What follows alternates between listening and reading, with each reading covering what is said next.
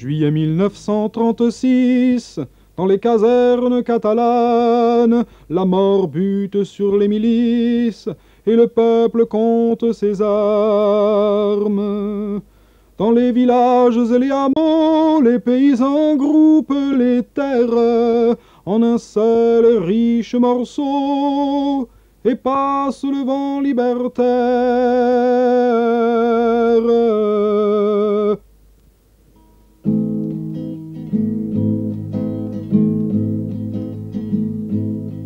Donne-moi ta main, camarade, prête-moi ton cœur, compagnon. Défendons la barricade, la vie nous la gagnerons.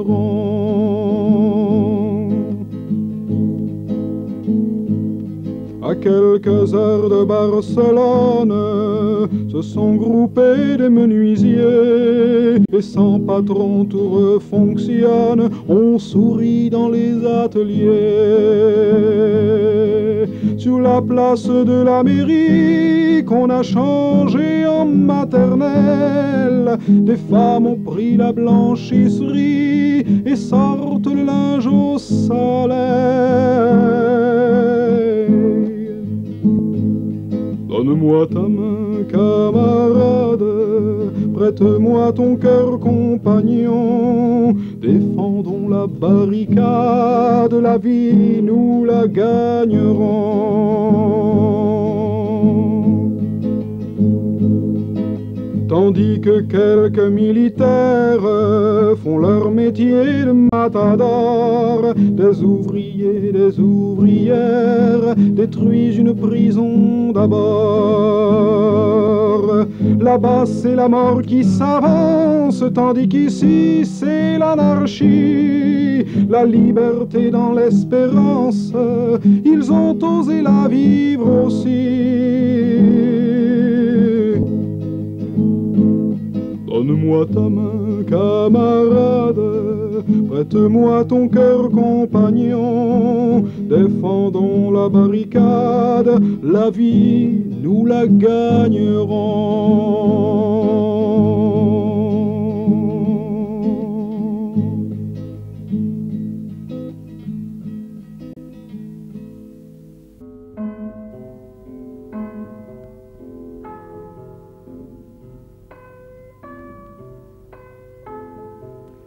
En 1931, l'Espagne compte 24 millions d'habitants.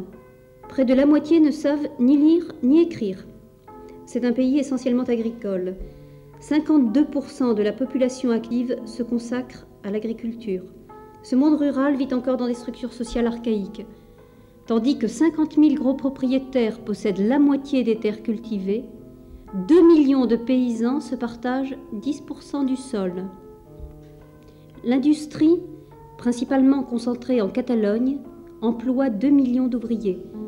Les principaux secteurs de cette industrie, aussi développés que ses homologues européennes, sont entre les mains du capital étranger, américain, allemand, anglais, belge ou français.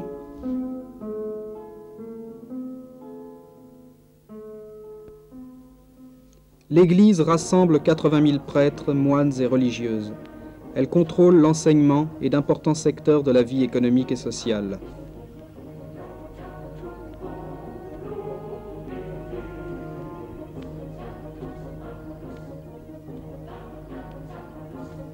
L'armée est le second pilier de la société espagnole. Avec ses 15 000 officiers, sa fonction est d'entretenir sur le budget de l'État les fils de l'aristocratie et de préparer la guerre civile prochaine. Le budget sert encore à entretenir 64 000 agents des différents corps de police, essentiellement chargés de réprimer toute remise en cause de l'ordre social.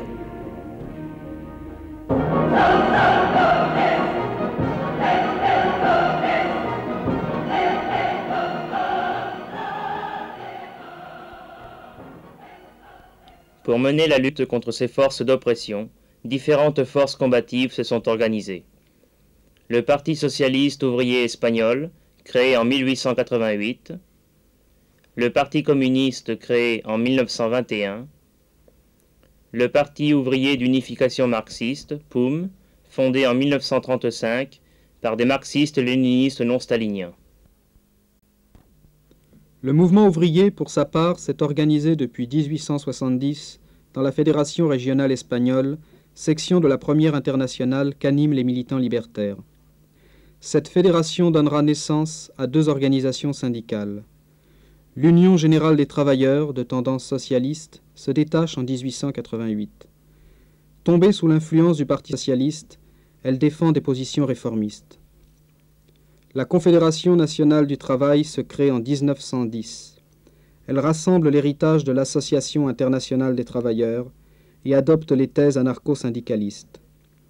Pour les anarcho-syndicalistes, ce sont les travailleurs eux-mêmes qui, par l'action directe et la pratique de la solidarité, doivent s'émanciper de l'exploitation capitaliste et de l'oppression étatique.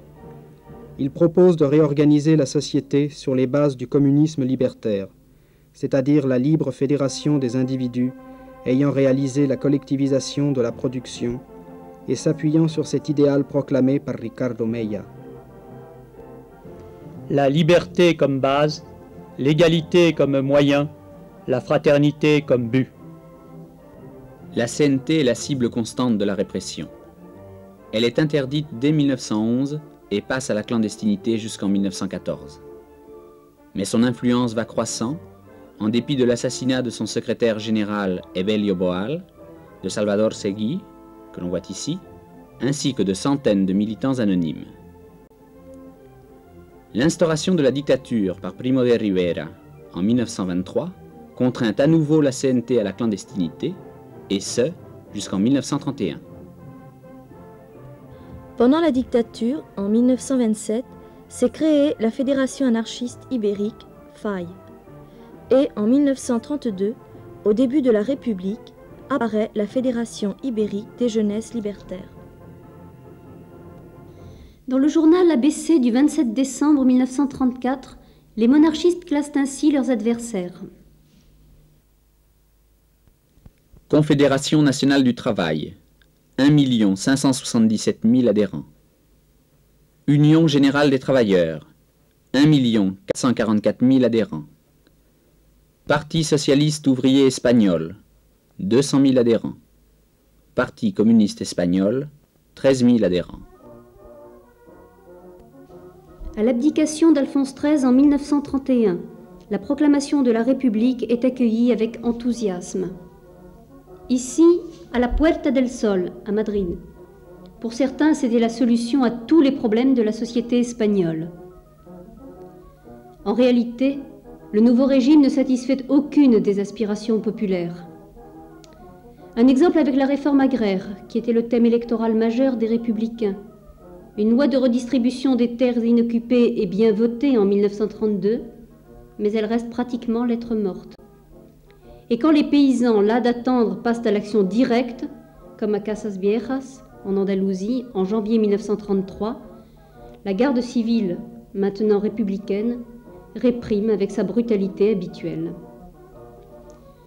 À la veille des élections de 1933, la CNT lance le mot d'ordre « Ne votez pas, préparez-vous à la révolution sociale », en ajoutant « Si la droite l'emporte aux élections, c'est dans la rue que doit être déclenchée la lutte décisive ». La droite l'emporte. La Confédération assume ses responsabilités et déclenche un soulèvement armé en Aragon. Celui-ci est réprimé avec la sauvagerie habituelle. Lorsque les fascistes de la CEDA entrent au gouvernement, le 5 octobre 1934, la CNT et l'UGT, unis sous le sigle Union des frères prolétaires, déclenchent l'insurrection aux Asturies. C'est la Légion que l'on envoie seconder la garde civile contre les travailleurs. Et pourtant, ceux-ci résistent jusqu'au 18 octobre. Mais le bilan est lourd. 3 000 tués, 7 000 blessés et plus de 40 000 emprisonnés. En prévision des élections de 1936, les partis de gauche s'unissent dans un front populaire. Pour le mouvement libertaire, le seul enjeu est la libération des 30 000 prisonniers politiques, victimes des insurrections précédentes. 90% d'entre eux sont en effet anarcho-syndicalistes. Ainsi, pour la première fois, la CNT ne lance pas son mot d'ordre « Ne votez pas ». Et certains de ses militants, pour la première et la dernière fois de leur vie, vont aller voter. La gauche l'emporte. Ici, la foule attend devant la prison de Barcelone la sortie des prisonniers, car le Front populaire a promis leur libération. Les prisonniers sont libérés, mais on est sans illusion sur les manœuvres politiques, et la lutte reprend. En mai 1936, la CNT tient un congrès national à Saragosse. Sont présents 649 délégués représentant 982 syndicats. On y élabore les conceptions de la CNT sur le communisme libertaire. Face à la montée des luttes, la réaction essentiellement militaire et phalangiste entreprend la préparation d'un coup d'État, véritable contre-révolution préventive. José Primo de Rivera, chef de la phalange, les généraux Mola, Franco et Goded se préparent à balayer une république coupable à leurs yeux de ne pas contenir le mouvement révolutionnaire. Au Cortés, le monarchiste Calvo Sotelo déclare « Si le fascisme c'est l'ordre, je suis fasciste ». Pour la CNT, le dilemme est clair, ou fascisme, ou révolution. Le 18 juillet, le soulèvement des militaires et des fascistes triomphe au Maroc, à Burgos, à Séville, à Saragosse. Mais l'essentiel des combats va se dérouler à Barcelone. Le 19 juillet, le comité de Catalogne de la CNT proclame « Peuple de Catalogne, alerte, sois sur le pied de guerre. Le moment d'agir est venu. Nous avons passé des mois et des mois à faire la critique du fascisme, à signaler ses tares, à répéter que le peuple devait faire front et se dresser en armes au moment où la noire réaction d'Espagne tenterait d'imposer sa repoussante dictature. Peuple de Catalogne, ce moment est arrivé. La réaction, militaire, civile, curés et grandes banques, harmonieusement unis, ont déchaîné la subversion tendant à implanter le fascisme en Espagne au moyen de la dictature militaire.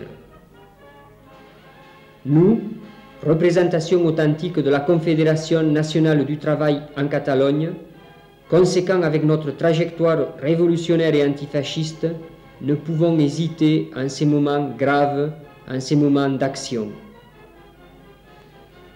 Indépendamment de ce qu'il conviendra de faire sur le plan national, en Catalogne, la CNT lance le mot d'ordre concret et radical de grève générale révolutionnaire dès l'instant que quelqu'un se soulèvera. Notre position est bien établie et nous vous informons que notre mot d'ordre sera dès lors communiqué très rapidement. Nous rappelons que personne ne doit suivre un mot d'ordre ne venant pas du comité, seule manière d'éviter l'irréparable. Nous traversons des moments pleins de gravité. Nous devons agir avec énergie, fermeté et tous ensemble, que personne ne s'isole. Gardez le contact. C'est l'heure de rester en état d'alerte et d'être prêts à agir. Le fascisme s'est rendu maître de la ville de Séville. Un soulèvement s'est déclaré à Cordoue. Le nord de l'Afrique est dominé par le fascisme. Nous, peuple de Catalogne, soyons sur le pied de guerre, prêts à agir.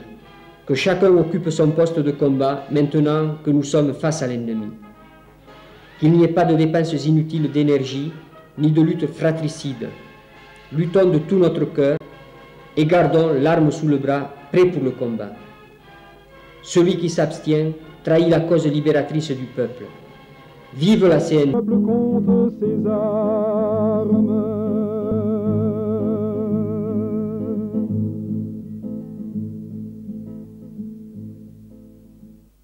La joie du triomphe à Barcelone ne fait pas oublier l'échec à Saragosse. Au vu de la carence du pouvoir républicain qui n'a plus d'armée opérationnelle, le peuple une nouvelle fois prend l'initiative. Dès le 24 juillet, Buenaventura Durruti sort de Barcelone avec une colonne de volontaires dans le but de délivrer l'Aragon du joug fasciste.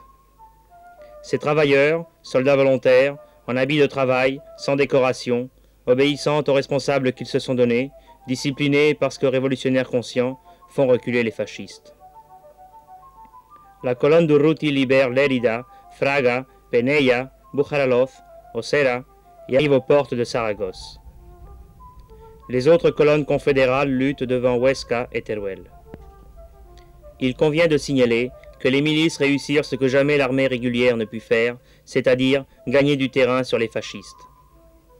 Les militants de la CNT-FAI, volontaires des milices, luttent d'abord pour abattre le vieux monde des aristocrates et des capitalistes, des militaires et des curés, et pour ouvrir les portes à la révolution sociale, au communisme libertaire, comme en témoignent ces mots de Durruti. Je suis satisfait de ma colonne. Mes camarades sont bien équipés, et quand l'heure vient, tout fonctionne comme une bonne machine. Je ne veux pas dire par là qu'ils cessent d'être des hommes. Non, nos camarades sur le front savent pour qui et pourquoi ils luttent. Ils se sentent révolutionnaires. Ils ne luttent pas pour la défense de nouvelles lois plus ou moins promises, mais pour la conquête du monde, des usines, des ateliers, des moyens de transport, de leur pain, de la culture nouvelle. Ils savent que leur vie dépend du triomphe. Nous faisons, et ceci est mon opinion, parce que les circonstances l'exigent ainsi, la révolution et la guerre en même temps. Les mesures révolutionnaires ne se prennent pas uniquement à Barcelone, mais aussi depuis les lignes de feu. Dans tous les villages dont nous nous emparons, nous commençons à développer la révolution. C'est le meilleur de notre guerre, et quand je pense à elle, je me rends compte davantage de ma responsabilité. Depuis les premières lignes jusqu'à Barcelone, il n'y a que des combattants pour notre cause. Tous travaillent pour la guerre et la révolution.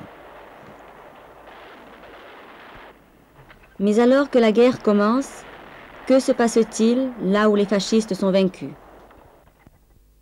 La vie reprend sur de nouvelles bases. L'autogestion industrielle. La révolution sociale qui se développe dans le sillage de la guerre en Espagne à partir de juillet 1936 réalise pleinement le grand principe de la première internationale. L'émancipation des travailleurs sera l'œuvre des travailleurs eux-mêmes. Ce sont les principes libertaires qui s'imposent, c'est-à-dire que les décisions viennent de la base. En l'occurrence, ce sont les syndicats qui, dans les entreprises, dans les fédérations d'industrie, s'emparent des moyens de production et décident de leur nouvelle utilisation.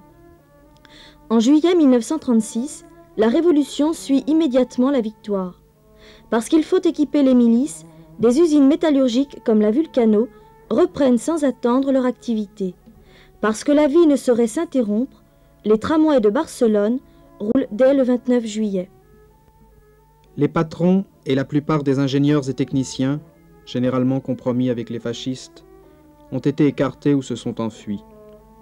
Les syndicats, principalement la CNT, s'emparent des entreprises. En général, on fait une place à l'UGT, pourtant minoritaire en Catalogne et en Aragon. L'Assemblée générale des travailleurs décide de la nouvelle organisation. Par exemple, ici, une assemblée du syndicat de l'électricité. On élit un comité d'entreprise parmi les travailleurs chargés de gérer la production et l'on s'emploie à améliorer la vie collective. Diminution des heures de travail, augmentation de salaire, assurance maladie, garantie d'une retraite, et ce, tout en perfectionnant les conditions de travail et d'hygiène. On se préoccupe même de l'avenir en créant des laboratoires de recherche. Les situations sont cependant bien diverses.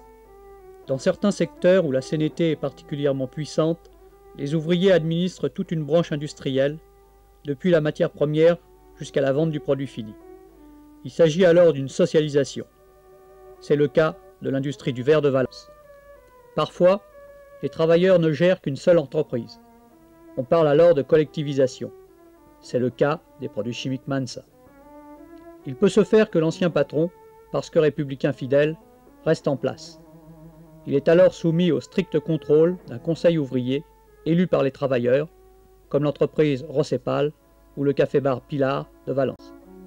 Enfin, dans certaines villes où la Confédération est particulièrement puissante et où toutes les entreprises sont collectivisées ou socialisées, c'est la fédération locale des syndicats qui organise la vie nouvelle, comme à Alcoy dans le Levant. Les conditions imposées par la guerre civile rendront difficile le développement de l'industrie collectivisée par manque de matières premières, de capitaux, de techniciens. C'est pourtant cette industrie, aux mains des travailleurs, qui a permis à l'Espagne républicaine de vivre. S'appuyant sur les idées libertaires, des travailleurs ont été capables d'assurer la production sans chef et sans discipline imposée. Ils ont pris leur sort en main en votant les décisions importantes en Assemblée générale ont travaillé non plus pour l'enrichissement d'un patron, mais pour le bien de tous. Les collectivisations ont pu être jugées comme des expériences limitées si on considère le but, la création d'une société socialiste et libertaire. Reste que les travailleurs espagnols ont réalisé l'autogestion au sens propre, la gestion directe des entreprises et des services par les ouvriers eux-mêmes, et ce, avec une ampleur quantitative et un espace de temps significatif. Nous allons donner un aperçu de cette œuvre à travers des documents, des textes d'époque, des témoignages de survivants ayant participé à la Révolution. Nous avons été contraints de faire des choix. On ne peut parler de tout, et moins encore dans les détails. Mais dans cette esquisse, nous avons voulu montrer que l'autogestion espagnole englobe l'ensemble de la vie sociale.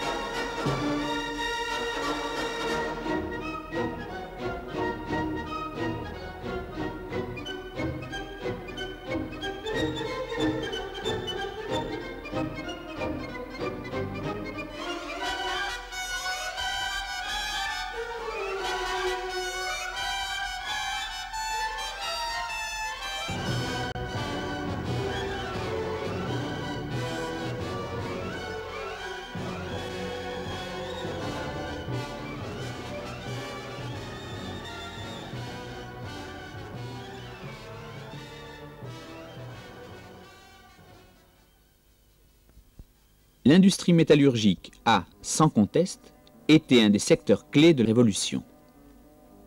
Aux difficultés inhérentes à la prise en main par les ouvriers d'un secteur aussi technique de l'économie, s'est jointe la nécessité de transformer la presque totalité de la production en industrie de guerre. À l'occasion de cette reconversion, les ouvriers vont faire la preuve de leur capacité créatrice. Tant du point de vue de la technologie que de celui de l'organisation, et alors que les ingénieurs et les patrons sont partis, les collectivités vont démontrer la faculté d'adaptation et l'efficacité, même sur le plan purement économique, de la collectivisation. Par exemple, à Barcelone, la Volcano, qui occupe 520 ouvriers, est réquisitionnée dès le 22 juillet et prise en main par un comité CNT-UGT. Elle oriente sa production vers l'équipement des milices. À la Girona, qui occupe 1500 travailleurs, l'ancienne direction est restée en place, mais elle est soumise au comité de contrôle des syndicats qui a imposé la semaine de 40 heures et une augmentation de salaire de 15%. On y fabrique maintenant des camions blindés comme ceux-ci sortant de l'usine de Pueblo Nuevo. L'entreprise Hispano-Suiza, de 1400 travailleurs, située à San Andrés, Barcelone, est saisie par les syndicats dès le mois de juillet 1936. Elle est dirigée par un comité d'entreprise où est représentée chaque section, dont une section d'ingénieurs. L'entreprise s'est adaptée au ravitaillement des milices et produit essentiellement des camions blindés et des grenades. L'industrie du bois socialisée de Barcelone. Cette très importante industrie a compté à Barcelone de 7 à 10 000 personnes. La socialisation des ateliers s'est traduite, dans les premiers jours après le 19 juillet, par la fermeture des plus insalubres et le regroupement d'un certain nombre d'autres, de manière à avoir des locaux grands et spacieux. Si certains petits ateliers, sur le moment, sont restés indépendants, ils vont en général s'intégrer à l'ensemble du mouvement. Dans cette période, le travail s'est organisé de manière spontanée. Les ouvriers enthousiastes, rejoints parfois dans leurs ateliers par les patrons déchus, élisent comme technicien un des leurs, reconnu tant pour ses capacités techniques que morales. Ici, Hernández, menuisier de Séville, président du bois socialisé. Un autre ouvrier fait fonction de délégué auprès du syndicat. Un conseil économique représentait l'organisation vis-à-vis de l'industrie du bois. Toute cette organisation s'appuyait sur les assemblées générales souveraines. L'industrie du bois continue les fabrications classiques, telles que meubles, barques et tonneaux, mais rapidement et sans arrêter ses travaux, les exigences de la guerre ont imposé de manière prioritaire la réalisation de baraquements, d'emballages, de crosses, etc. Un petit laboratoire a même été créé pour étudier de nouveaux produits, notamment des cols et des vernis. Les difficultés d'approvisionnement ont imposé la recherche de nouveaux matériaux et de nouvelles techniques. C'est ainsi que le platane remplace l'okoumé de manière satisfaisante dans la réalisation du contreplaqué. Le bois à Barcelone, c'est tout un secteur de l'économie qui est socialisé, puisqu'on y trouve aussi bien l'ébéniste que le bûcheron, le menuisier que le vendeur de meubles. Les relations avec les autres secteurs de l'économie se font de manière préférentielle par échange, produits finis contre vivres des collectivités agraires. Toutefois, certains approvisionnements se font encore sous forme commerciale. La concurrence, notamment avec l'industrie socialisée du bois de Valence, est pratiquement éliminée. Chacun produit un type et une qualité de meubles bien déterminée. Comme preuve de l'extraordinaire capacité créatrice des travailleurs du bois, il faut signaler un projet d'école professionnelle dont les locaux ont été effectivement construits. On peut signaler également la réalisation de la piscine du syndicat et de bibliothèques, exemple significatif des efforts de tous pour changer radicalement de mode de vie. La journée de 8 heures est la règle et les salaires ont été unifiés. Dans ces conditions d'organisation rationnelle du travail, d'enthousiasme et de fraternité, il n'est pas étonnant que la production augmente de manière notable, double et parfois même triple. Il ne s'agit nullement de cacher cependant les difficultés et même les antagonismes entre membres ou sections qui sont nés de différences d'appréciation sur la marche à suivre. Mais le bon sens a toujours pris le dessus dans ces moments difficiles. Les principales difficultés ont pour origine la politique du gouvernement catalan qui tente de freiner le développement de la socialisation.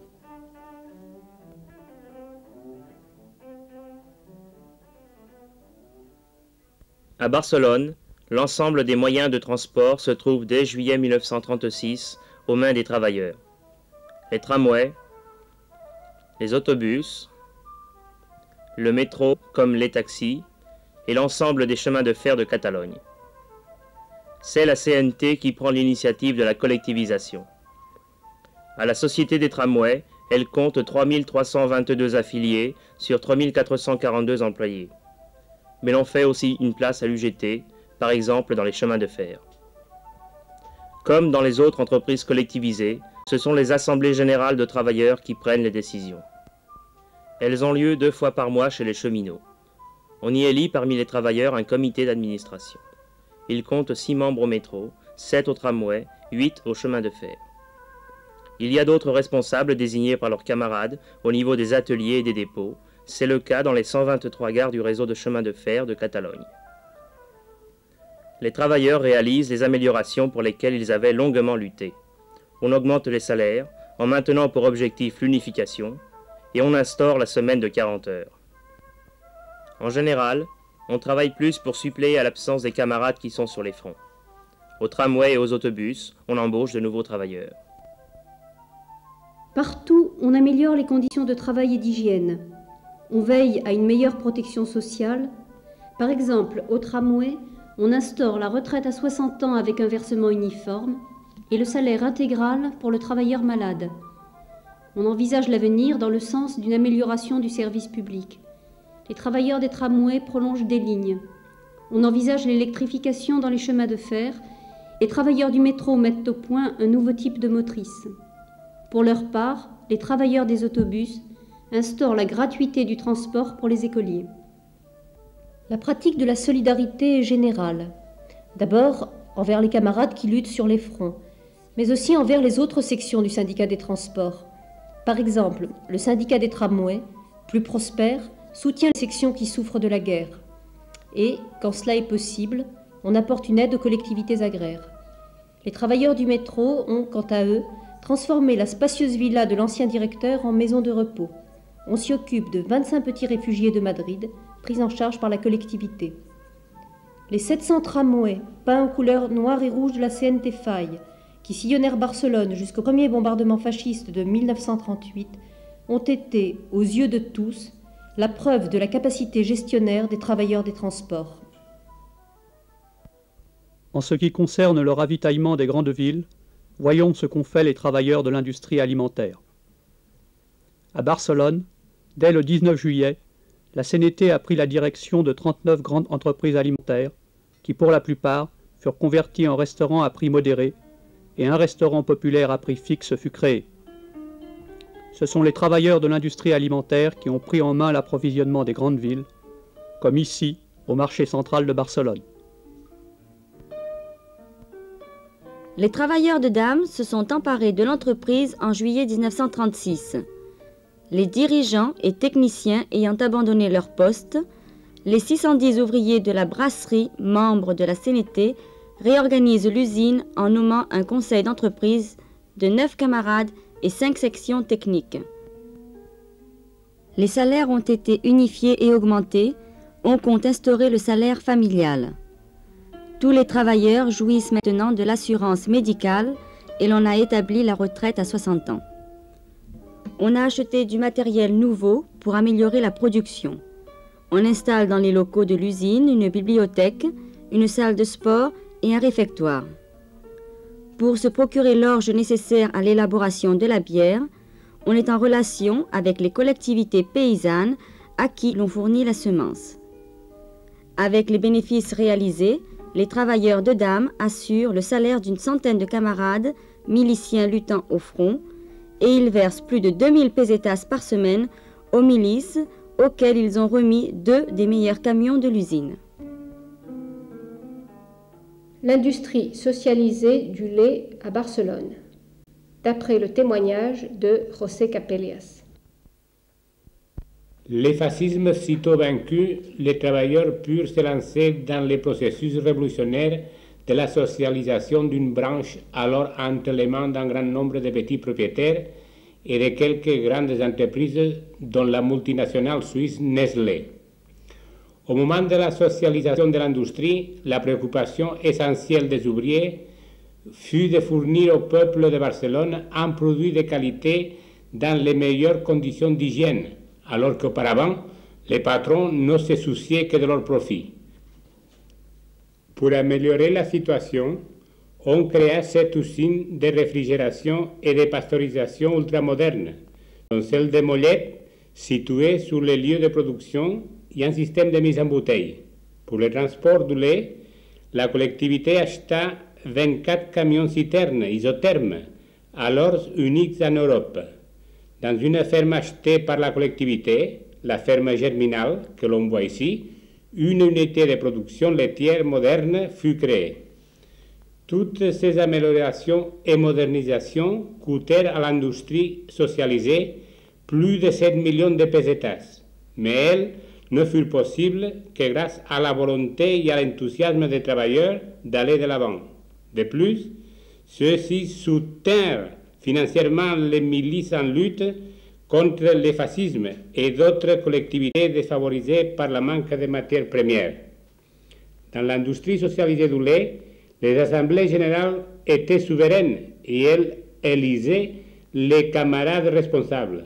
Par exemple, c'est au cours d'une assemblée générale que l'on décida de créer un salaire égal pour tous. Lors d'une autre, on rejeta le décret de collectivisation de la Généralité de Catalogne, considérant qu'il s'agissait d'encadrer et de contrôler la collectivisation dans un modèle étatique. On peut dire que l'industrie socialisée, depuis les lieux de production, la ferme, en passant par le conditionnement et les transports, jusqu'au lieu de consommation, la ville, continua d'assurer le ravitaillement de Barcelone jusqu'au dernier jour de la guerre, et cela, bien qu'elle fût totalement en marge de la légalité.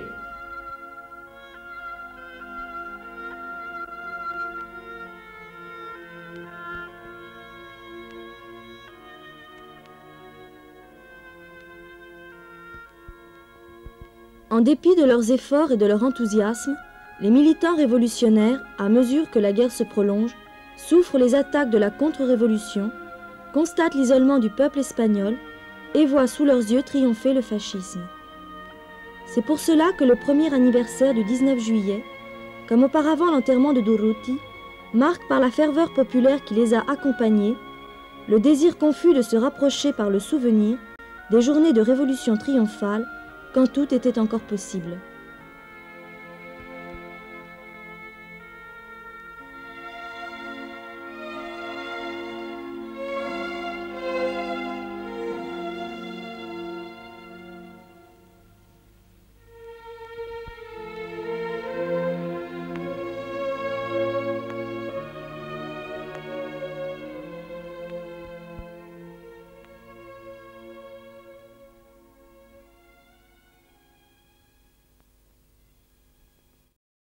La transformation révolutionnaire ne touche pas seulement les rapports de production, elle vise encore à satisfaire des besoins aussi essentiels que l'école et la santé.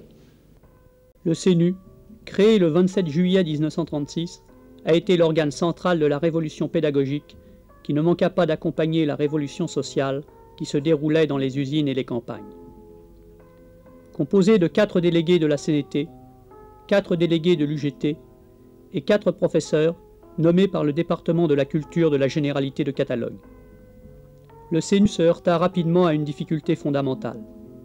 Avant de rénover de fond en comble la pédagogie, il fallait s'occuper de la simple scolarisation des enfants. On a déjà signalé qu'en 1931, 47% de la population est analphabète. En 1936, la situation n'a pas beaucoup évolué. C'est pour cela que le CNU crée immédiatement des groupes scolaires.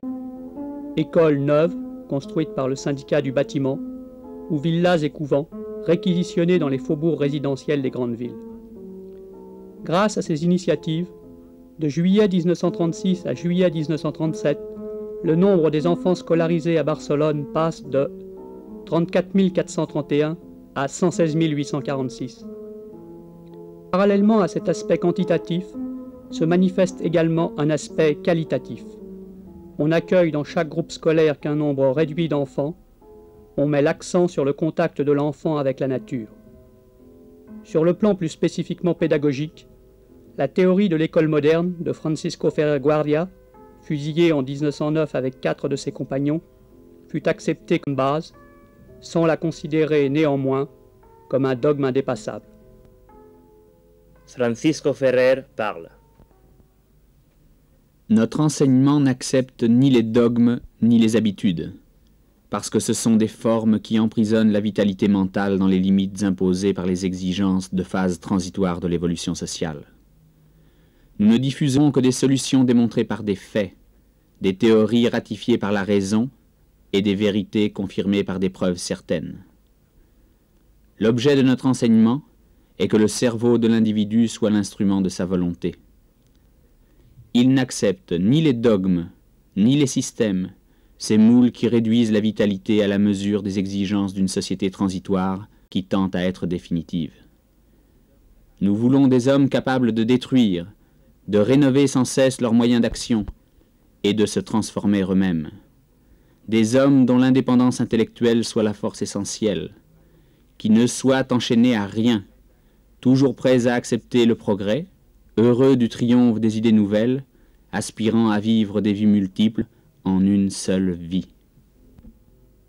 Puig Elias, président du CNU et militant de la CNT, repousse en partie l'importance exagérée que l'on donne à la raison dans l'école moderne et propose un cadre pédagogique original dans lequel interviennent équitablement la raison et la sensibilité, en excluant, bien entendu, tout dogmatisme, qu'il soit religieux ou révolutionnaire entre guillemets.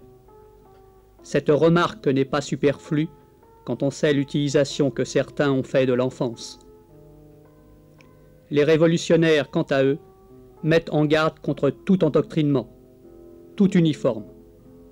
N'empoisonnez pas l'enfance. Ce que prétendait le CNU, c'était ni plus ni moins d'en finir avec le conditionnement moutonnier des enfants et de créer un instrument de développement et de formation pour les hommes dans la société révolutionnaire. L'absence d'un personnel formé, que ne pouvaient remplacer totalement des ouvriers autodidactes pleins d'enthousiasme, et les progrès de la contre-révolution, autant que l'avance des fascistes sur les fronts, gâchèrent en partie ce magnifique élan.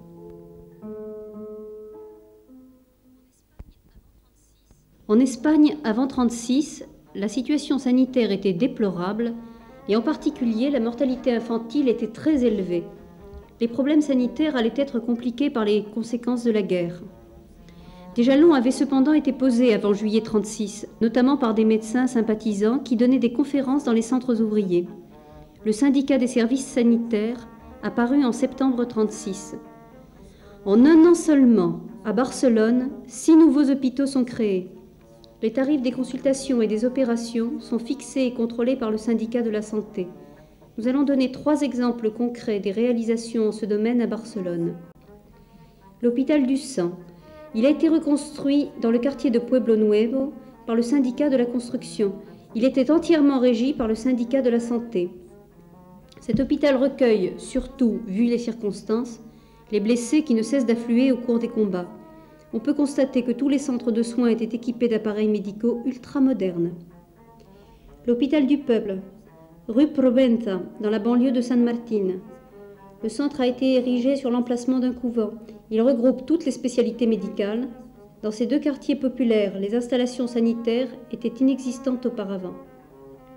L'Institut de puériculture et de maternité Louise Michel, construit par le syndicat, s'occupe des enfants de 2 mois à 4 ans, aussi bien du point de vue médical que psychologique. Les femmes enceintes étaient éduquées au sein de ce même centre. On y a créé également une école confédérale de puéricultrices.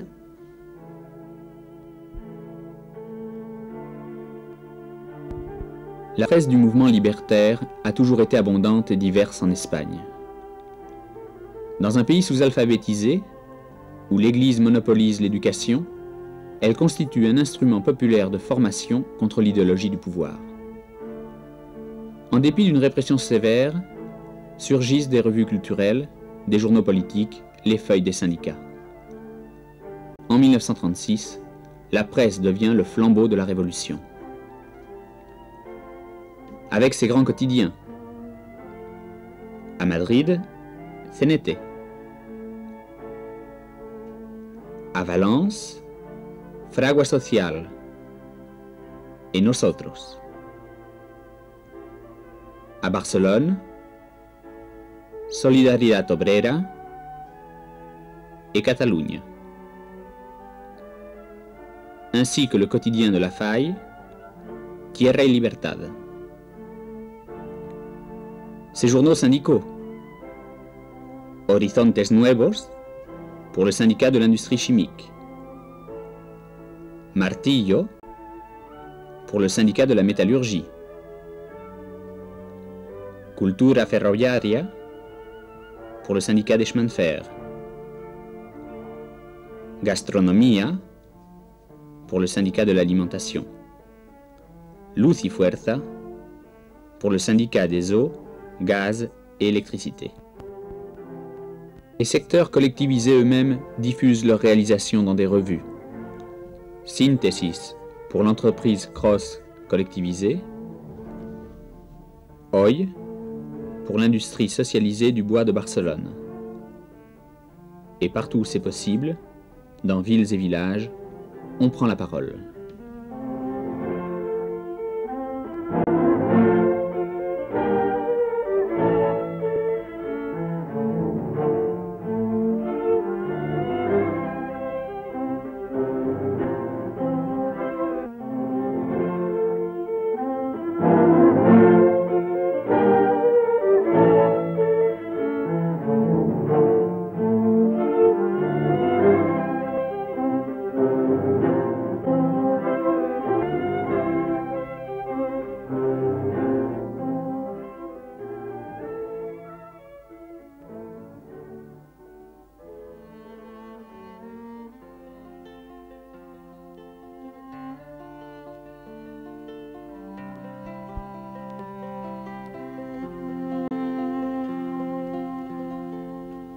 Andaluces de Jaén, aceituneros altivos, decidme en el alma quién levantó los olivos.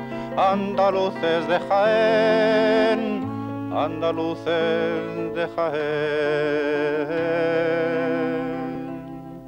No los levantó la nada, ni el dinero, ni el señor, sino la tierra callada, el trabajo y el sudor, unidos al agua pura y a los planetas unidos. Los tres dieron la hermosura de los troncos retorcidos, andaluces de Jaén, andaluces de Jaén.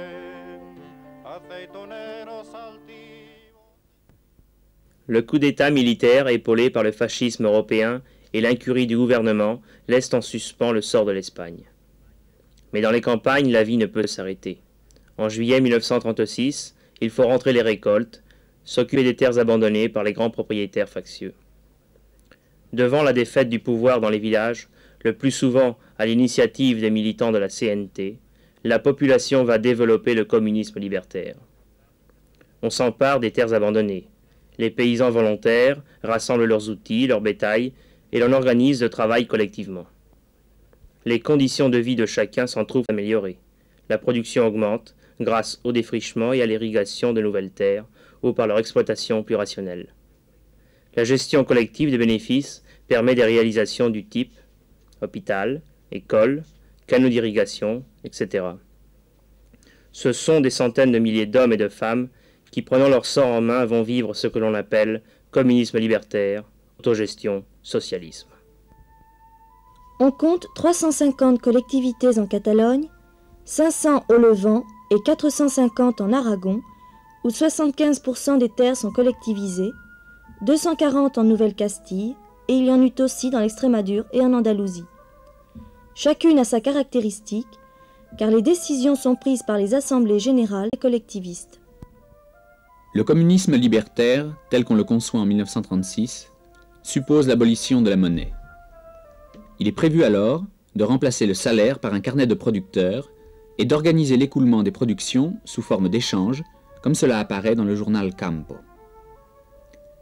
Les circonstances particulières de la Révolution espagnole, le maintien d'une structure étatique et d'un secteur privé vont imposer, parallèlement à l'échange, le maintien d'une monnaie dans les collectivités urbaines. Par contre, à la campagne, maintes collectivités voulurent réaliser l'idéal. Cela ira de la suppression totale de l'argent et la prise sur le tas, au système des bons de producteurs donnant droit à tel ou tel produit. Le plus souvent va s'imposer l'étape de la monnaie locale, non capitalisable parce que volontairement éphémère.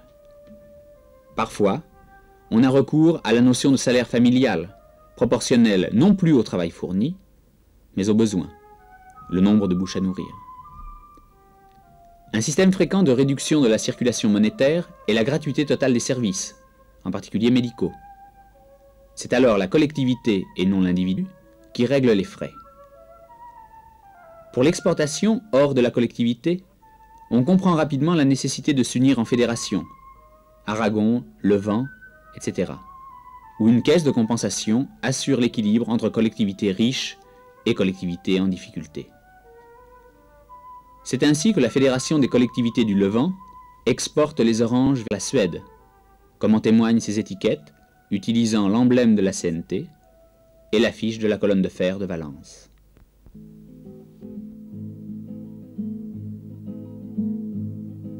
Dans les villages et les hameaux, les paysans groupent les terres en un seul riche morceau et passent le vent libertaire.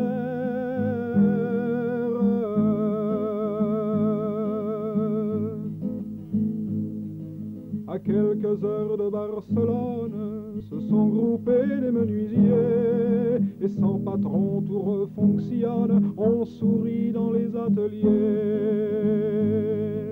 Sur la place de la mairie qu'on a changé en maternelle, des femmes ont pris la blanchisserie et sortent le linge au soleil.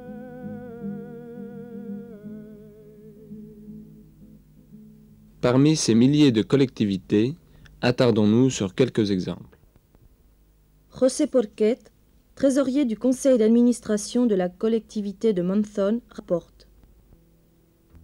La collectivité de Monzón, Aragon, province de Huesca, constituée en 1936 avec près de 450 personnes, fut détruite en mars 1938 par l'arrivée des fascistes. Le 19 juillet, après une réunion des camarades de la CNT, la ville fut occupée et le soulèvement de la garde civile empêché. Par la suite, les habitants participèrent au mouvement de libération du canton. Le mois d'octobre 1936 vit la création de la collectivité proprement dite, à l'initiative de la CNT. Composée essentiellement de paysans, la collectivité créa toute l'infrastructure nécessaire à sa complète indépendance. Elle ne regroupa de prime abord que les convaincus, en espérant fortement attirer les autres par l'exemplarité de leurs rapports et de leurs travaux. Néanmoins, il se créa un conseil administratif de production et de consommation, composé de délégués issus de la base et révocables à tout instant. En outre, existait un délégué général à l'agriculture et un autre de l'approvisionnement, avec les mêmes prérogatives. Néanmoins, il fallut souvent improviser. Le patrimoine était composé des terres apportées par les membres et par celles des fascistes en fuite. La collectivité était divisée en 22 sections de travail, dont la plus importante était l'agriculture. La solidarité entre groupes était évidemment pratiquée. L'Assemblée générale était souveraine et se réunissait une fois par semaine normalement. Dans le cadre du canton, les 32 collectivités se réunissaient périodiquement pour débattre des problèmes généraux. Un comité siégeant à Binefar, province de Huesca, coordonnait leurs relations. Les échanges avec l'extérieur étaient payés en monnaie officielle, mais le reste grâce au troc. La journée de travail était de 8 heures pour tous et le salaire familial. 5 pesetas par jour pour tout célibataire, homme ou femme. 9 pesetas par jour pour un couple. 3 pesetas et demi par jour par enfant de moins de 14 ans ou une personne âgée. 4 pesetas par jour par enfant de plus de 14 ans. Avec, en plus, le bénéfice de la médecine gratuite. La contribution à l'effort de guerre fut le départ volontaire de la majorité des jeunes pour le front, la création d'un atelier de fabrication de bouteilles incendiaires et l'envoi de trains de ravitaillement gratuits.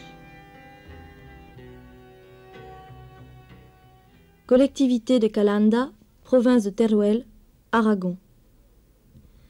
Interview de Miguel Celma, qui fut secrétaire du conseil d'administration de la collectivité. Miguel Celma, comment se déroula le 19 juillet à Calanda? Le 19 juillet, pour réagir au soulèvement fasciste, les militants de la CNT descendirent dans la rue et restèrent maîtres de la ville pendant 3 jours. Le 22, les troupes fascistes occupèrent Calanda. Le 26 juillet, les milices de Catalogne chassèrent les fascistes et on nomma un comité révolutionnaire composé de 4 membres de la CNT et de 2 membres de la gauche républicaine. le seul parti antifasciste existant. On décida alors de proclamer le communisme libertaire, en laissant bien entendu la possibilité aux individualistes de continuer à vivre comme auparavant. Mais sur les 5000 habitants de Calanda, moins d'une dizaine peut-être restèrent à l'écart de la collectivité. Calanda vécut ainsi en ville libre jusqu'en août 1937, date à laquelle les troupes du bolchevique Lister vinrent détruire l'œuvre réalisée. Pendant 2 mois, le village connut alors la contrainte et la répression. Pourtant, en octobre 1937, 2500 habitants de Calanda constituaient une seconde collectivité. Elle vécut jusqu'en mars 1938, quand les troupes de Franco envahirent la région. Ainsi, la collectivité de Calanda connut 2 périodes. Pendant la première, je me trouvais au front, mais en gardant toujours des contacts avec les syndicats. Dans la seconde période, je fus élu secrétaire du conseil d'administration. Quelle était la situation économique de Calanda? Chaque famille de Calanda possédait quelques terres, mais en fait, le village était entre les mains d'une douzaine de grands propriétaires comme le comte de Fortón, marquis de Valdeguerrero ou le Buñuel. De nombreux ouvriers agricoles louaient leur bas pour la culture des céréales, des légumes ou la récolte des olives. L'industrie n'était pas absente, avec 14 moulins à huile, 3 moulins à graines et anciennement des ateliers de tissage, plusieurs fabriques de plâtre, de carrières, forges et ateliers de menuiserie. Mais l'industrie la plus importante était celle des poteries. Et la vie politique? Calanda avait toujours connu une vie politique agitée. Depuis 1931, les travailleurs, quant à eux, étaient rassemblés dans le syndicat CNT comptant 800 adhérents. Dissous après les événements de 1933, il revoit le jour en février 1936. Sous la République, les bourgeois appartenaient à la SEDA. La gauche républicaine, pour sa part, rassemblait une vingtaine de militants, c'est-à-dire très peu. Ce sont les militants de la CNT qui furent les principaux artisans de l'œuvre révolutionnaire, en plein accord avec l'ensemble de la population. Comment s'organisa et fonctionna la collectivité? La collectivité hérita de tout, des terres, des bâtiments, des machines et véhicules, même des banques. Mais celles-ci ne furent pas utilisées puisque tous les produits étaient gratuits. Par exemple, après avoir fait l'inventaire des ressources en viande, on en attribua X kilos par personne, collectiviste ou non, et les surplus étant destinés au front. Tout fut virtuellement réquisitionné. Le cadastre et les titres de propriété disparurent. Pendant la première période, la gestion de la collectivité se confondait avec celle de la commune et il y avait pour son administration le comité révolutionnaire. Dans la seconde période, la collectivité avait un conseil avec 2 secrétaires permanents, Pedro Ariño, fusillé par les fascistes à Valence en 1939, et moi-même. Cette administration continuait à remplacer dans les faits celle du syndicat et celle de la municipalité, mais toutes les décisions se prenaient lors des assemblées générales ordinaires et hebdomadaires ou lors d'assemblées extraordinaires. Quelle relation aviez-vous avec les autres collectivités? On entretenait de nombreux rapports avec les collectivités voisines et l'on projeta de créer une fédération de collectivités de la vallée du Guadalope pour coordonner l'exploitation forestière et minière, l'agriculture, l'élevage et l'industrie. Des relations fréquentes s'établirent avec les collectivités proches de la frontière française et avec d'autres, où l'on pouvait se procurer tracteurs, machines, batteuses tissus et chaussures. Le règlement se faisait sous la forme de l'échange. Comment s'organisait la production? D'une manière générale, la culture et la production suivaient des objectifs préétablis et planifiés. Mais dans la pratique, chaque groupe de 8 hommes organisait son travail à sa guise, tout en restant en contact avec les responsables de l'agriculture ou des magasins.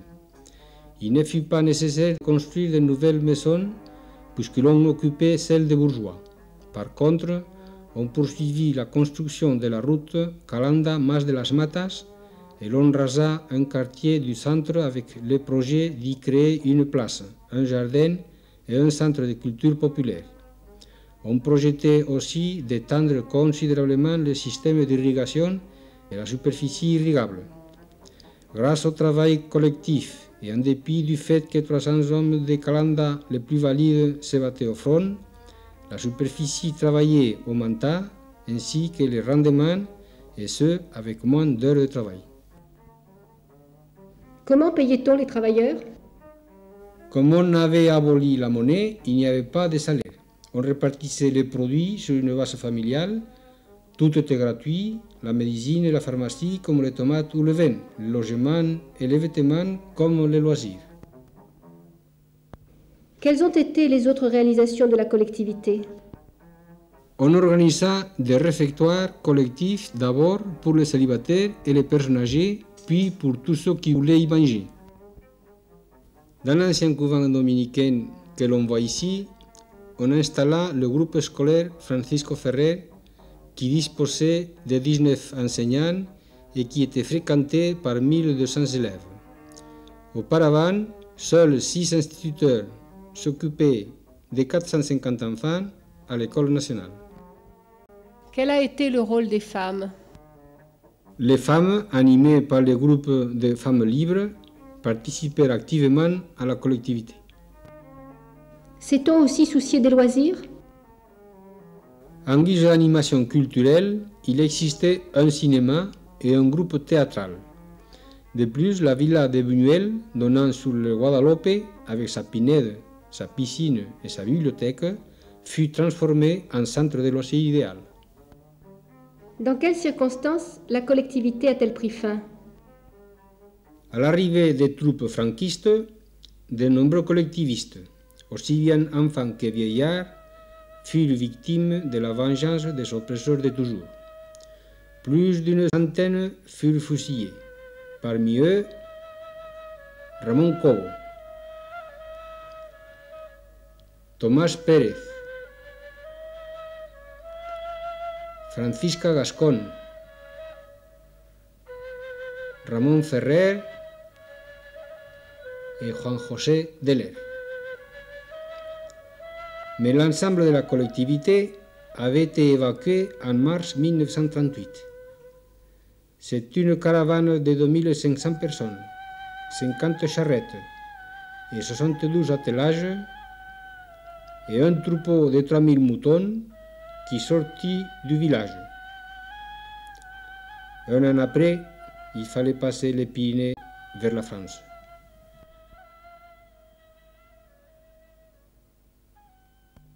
Pendant ce temps, la guerre. La guerre civile est en réalité la lutte du peuple espagnol contre le fascisme international. Déjà le 28 juillet, ce sont les avions de Hitler et de Mussolini qui permettent aux troupes de Franco de franchir le détroit de Gibraltar. Face à la politique de non-intervention, en réalité à la lâcheté et aux intérêts des pays soi-disant démocratiques, notamment la France et l'Angleterre, le fascisme n'hésite pas à aider massivement les généraux factieux. Les prétendus volontaires italiens forment en réalité une véritable armée, avec commandement propre et matériel moderne. Les 70 000 hommes du corps expéditionnaire italien ne peuvent être comparés aux 10 à 12 000 combattants antifascistes des brigades internationales. Et Mussolini envoie en Espagne, en plus des soldats, des canons, des tanks et plus de 700 avions. L'aide du gouvernement nazi d'Allemagne, pour être moins imposante, n'en sera pas moins tout aussi efficace, sinon plus. Les 10 000 hommes de la Légion Condor sont de véritables techniciens de la guerre moderne. Les expériences de bombardement de terreur qu'ils réaliseront à Guernica, Madrid ou Barcelone sont le prélude aux massacres qu'ils commettront quelques années plus tard à Prague, Varsovie, Londres ou Leningrad. Il est clair cependant que l'Union soviétique a aidé le camp républicain. Mais ces 2000 techniciens n'ont à aucun moment permis de renverser le cours de la guerre. En revanche, ils ont alimenté en permanence la contre-révolution. Et la République a payé le maigre matériel soviétique avec 510 tonnes d'or, soit les secondes réserves d'or du monde à l'époque. Sur tous les fronts, et mis à part quelques triomphes spectaculaires, comme ceux de Guadalajara et Teruel, les troupes républicaines reculent constamment, en dépit de l'héroïsme permanent des soldats et des miliciens. Avant d'être assassiné par les agents staliniens en mai 1937 à Barcelone, l'anarchiste Camilo Berneri déclarait « Aujourd'hui, la guerre est dans le ciel de Madrid. Demain, elle sera dans celui de Barcelone. Après-demain, elle sera dans celui de Paris. La guerre européenne a recommencé, bien qu'elle n'ait pas été déclarée. Ce sont les avions et les aviateurs de l'Italie de Mussolini et de l'Allemagne de Hitler qui assassinent et bombardent Madrid. » À l'arrière, les femmes et les enfants souffrent les horreurs de la guerre avec la bénédiction de la Sainte Église apostolique et romaine en la personne de Pie XII qui déclare « Dieu a voulu paix et victoire en Espagne. Aux prosélytes de l'athéisme matérialiste de notre époque, l'Espagne a hautement démontré que les valeurs éternelles de la religion et de l'esprit dominent tout. Les valeurs éternelles de la religion et de l'esprit dominent tout. Les valeurs éternelles de la religion et de l'esprit dominent tout.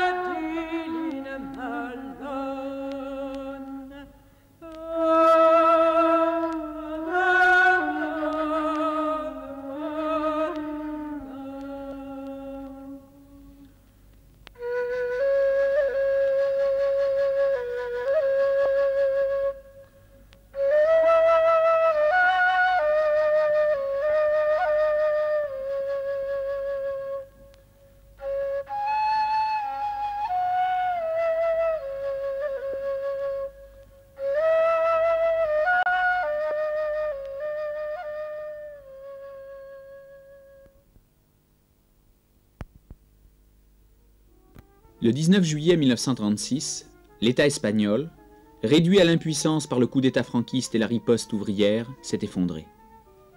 Sans plus se préoccuper de lui, le prolétariat espagnol prend en main son propre avenir et, nous l'a montré, édifie une société nouvelle.